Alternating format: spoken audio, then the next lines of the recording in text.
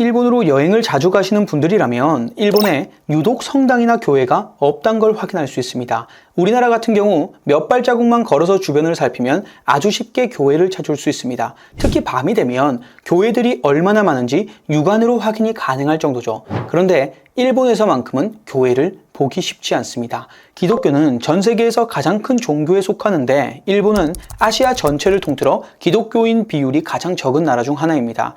일본 전체 인구의 0.5%만이 기독교 신자들입니다. 그렇다면 왜 일본에는 기독교 신자들이 적은 걸까요? 기독교가 늦게 전파된 걸까요? 그렇진 않습니다. 일본의 기독교 선교가 시작된 시기는 약 500년 전으로 거슬러 올라갑니다.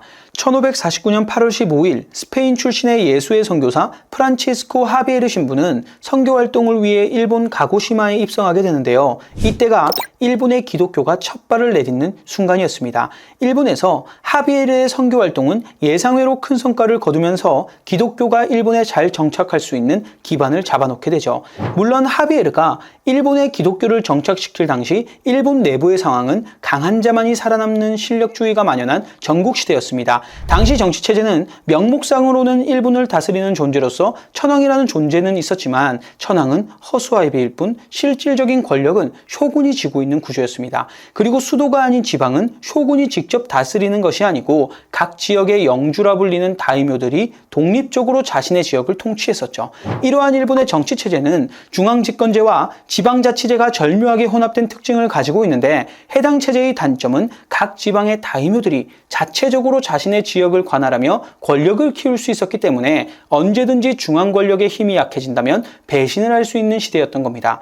그래서 각 지방의 다이묘들은 자체적으로 강력한 군사력을 지니고 있어야 했고 최고의 자리를 노리는 다이묘들은 유럽의 신식 무기를 구입하고 무역품을 얻기 위해 외국에서 온 선교사들의 활동을 계속 지원하게 됐던 겁니다. 사실상 각 지방의 다이묘들이 기독교에 관대했던 이유는 순수한 신앙심보다는 선교사들이 신식 무기들과 서양 문물을 쉽게 접할 수 있는 통로였기 때문이었죠. 특히 전국시대를 통합하기 직전 부하에게 배신당해 자결했던 오다 노부나가는 종교에 별 관심이 없는 무신론자에 가까웠지만 기독교 선교사들에게 큰 호의를 베풀었고 유럽 문물에도 호의적이었습니다. 오다 노부나가는 선교사들을 통해 유럽에서 건너온 조총을 빠르게 도입해 전투를 했던 인물이고 유럽에서 들어온 조총은 다른 무기들보다 상대적으로 훈련 기간이 짧아 많은 군인을 양성할 수 있었습니다. 그렇게 오다 노부나가가 강력한 세력으로 성장하여 무로마치마프를 멸망시키고 교토를 장악했던 겁니다. 그도 다른 다이묘들처럼 기독교를 적극적으로 지원한 이유는 서양의 문물과 신식 무기를 들어오기 위한 의도를 가지고 있었죠. 결국 종교를 자신의 이익을 위한 수단으로 사용했던 겁니다. 하지만 기독교의 세력 확장은 오래가지 못했습니다. 오다가 죽고 도요토미 히데요시가 정권을 잡으면서 기독교의 고난의 길이 본격적으로 시작됩니다. 도요토미 히데요시는 전국시대의 혼란스러운 내부 상황을 잠재우기 위해 자신에게 힘이 집중된 강력한 권력이 필요했는데 전국시대를 틈타 세력이 커진 기독교가 굉장히 거슬렸겠죠.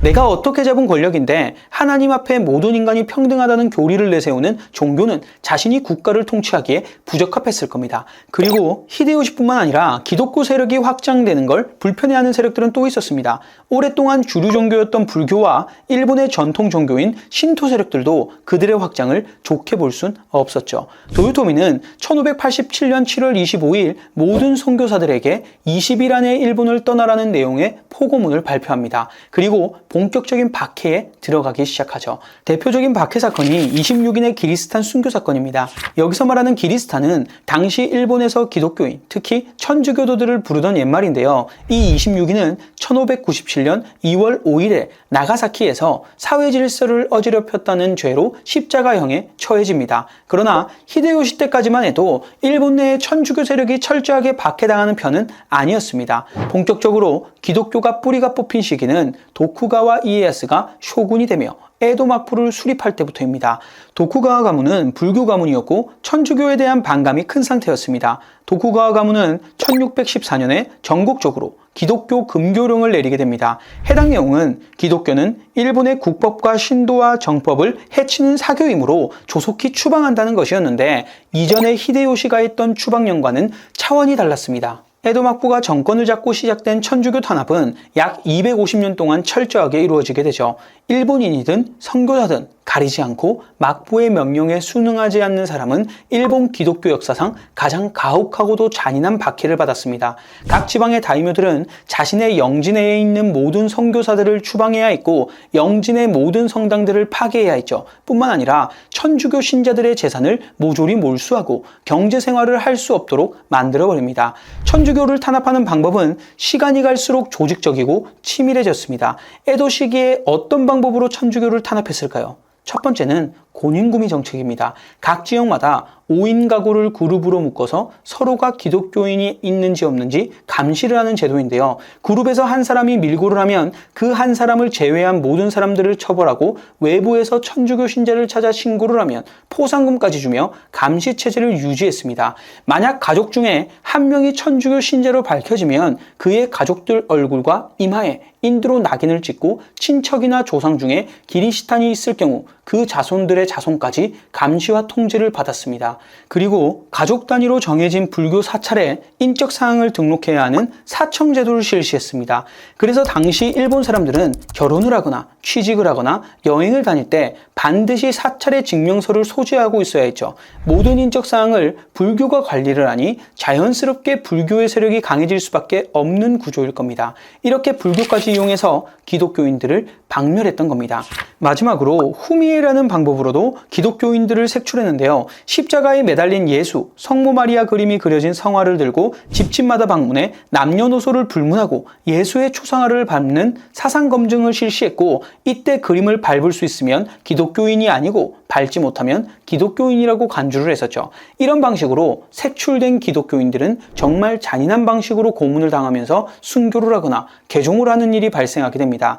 이들이 당한 고문 종류는 너무나 많았죠. 사지를 자르기도 하고 화형도 당하고 끓는 물에 사람을 넣고 빼길 반복하고 썰물 때 십자가에 사람을 묶어놓고 서서히 바닷물에 잠기게 하는 고문도 있었죠. 그리고 제일 유명한 고문은 아나츠루시라는 고문법이죠. 사람을 거꾸로 매달아 놓고 이마나 관자놀이에 구멍을 뚫어 천천히 죽게 하는 방법도 있었습니다.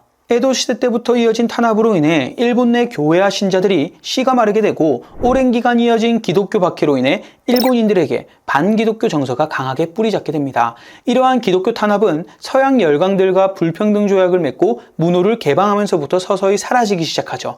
이런 과정에서 에도 막부가 막을 내리고 그 자리에 메이지 유신 정권이 들어서게 되며 정권이 바뀌게 되지만 여전히 기독교는 마이너한 종교에 불과했습니다. 그 당시 정권을 잡은 메이지 정부는 여전히 하나로 통합되지 않는 일본을 중앙 집권화된 국가로 만들고 싶었습니다. 하지만 오랫동안 지방 다이묘들에게 지배받던 일본인들은 하나의 거대한 국가라는 개념을 쉽게 이해할 수 없었죠. 그래서 이 국민들을 하나로 이을 구심점이 필요했고 이들은 천황을 살아있는 절대신으로 만드는 우상화, 신격화 작업을 착수하게 됩니다. 국가와 국민을 천황의 이름으로 묶어서 자신들의 정권과 존속을 꿈꿨던 거죠.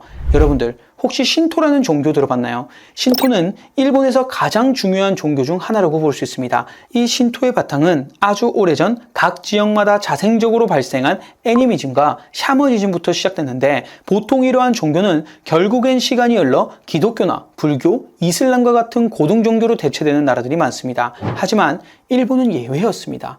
지금까지도 수천 년간 내려온 민속신앙인 신토를 그대로 유지하고 있고 처음엔 주로 자연과 자연현상을 신으로 모시다가 점차 조상신이 추가됐죠. 신토에서는 모든 것이 신이 될 수 있습니다. 그래서 신이 폭발적으로 증가하며 일본에는 800만의 신들이 있다고 말하기도 합니다. 이러한 신토 의식들이 각 지역에 있는 신사에서 이루어지는데 일본 애니메이션에 빠지지 않고 등장하는 장소가 바로 이 신사인 거죠.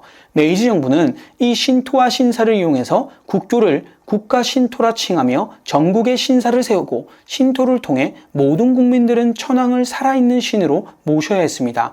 에도 시대에 큰 영향력을 가졌던 불교도 이를 피해갈 수는 없었습니다. 천황을 신격화하는 작업에 있어서 불교는 신토의 순수성에 방해가 된다는 명분으로 신불 분리령을 지시했고 불교에서 맡던 모든 공적인 일들을 신사에서 담당하도록 명령합니다. 이때 수많은 사찰들이 문을 닫거나 통합돼 버리죠. 그리고 1871년에는 전국의 모든 신사는 국가의 종교기관이라고 선언하게 됩니다. 이렇게 전국적으로 다양한 신을 모시던 신사는 천황을 숭배하는 국가기관으로 변모하며 정부가 의도했던 국가신도의 보편화가 성공적으로 이루어지게 되죠. 국가가 작정하고 천황의 신격화 작업을 추진하고 있는데 기독교가 비집고 들어갈 틈이 있었을까요? 불교까지 탄압하는 마당에 그럴 일은 희박했을 겁니다. 메이지 정부가 1889년 발표한 제국헌법을 살펴봐도 천황의 신성을 침범할 수 없도록 헌법에까지 명시하며 사실상 일본 국민들에게 기독교는 더 멀어질 수밖에 없었죠. 이뿐만 아니라 더 많은 요인들이 있겠지만 이번 영상을 통해 왜 일본의 기독교가 크게 성장할 수 없었는지 간단하게 알아봤습니다. 영상 시청해 주셔서 감사합니다.